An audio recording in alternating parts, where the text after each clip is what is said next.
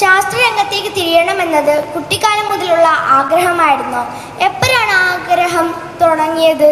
ഒന്ന് പറയാമോ? ശാസ്ത്രജ്ഞയാകുമെന്നൊന്നും വിചാരിച്ചില്ല. പക്ഷെ സയൻസ് മാത്തമാറ്റിക്സിലും വളരെ ഇൻട്രസ്റ്റ് ഉണ്ടായിരുന്നു.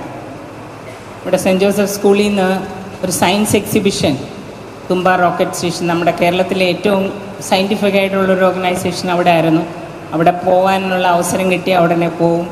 അങ്ങനെ സയൻസുമായിട്ടുള്ള സയൻസ് ക്വിസ്, പിന്നെ പ്രസംഗ മത്സരം, അങ്ങനെയുള്ളതിന് ഒക്കെ ചേർന്ന് എവിടെ ഒരു അവസരമുണ്ടോ അത് ഞാൻ ഉപയോഗിച്ചിട്ടുണ്ടെന്നാണ് എൻ്റെ അറിവിൽ. My question is, how did it feel to be the first female missile project director? I was really fortunate to work under Dr. APJ Abdul Kalam when I joined. അപ്പം he has put us, like I came with a specialization in missile guidance. അപ്പോൾ long range അഗ്നി മിസൈലിൽ work ചെയ്യാനായിട്ട് select ചെയ്തു. So from very beginning, 1986 onward, I started working for Agni.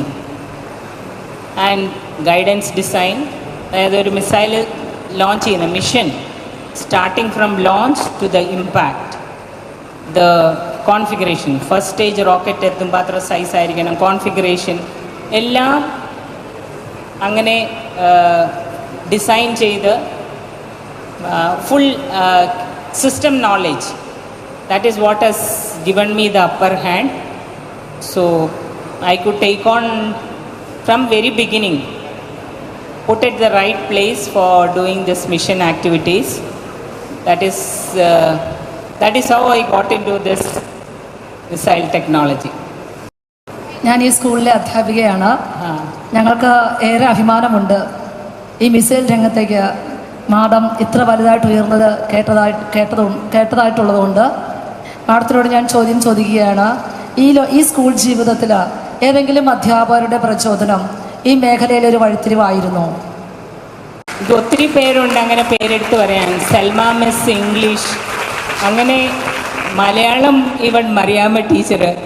ഞാൻ ഏറ്റവും കൂടുതൽ 10ാം ക്ലാസ്സിൽ പാടുപെട്ട് പഠിച്ചത് മലയാളമായിരുന്നു. കാരണം സ്കൂളിൽ എക്സാം എഴുതുമ്പോൾ ജസ്റ്റ് പാസ് മാർക്ക് ടീച്ചർ എല്ലാവർക്കും കൊടുക്കുകയുള്ളായിരുന്നു.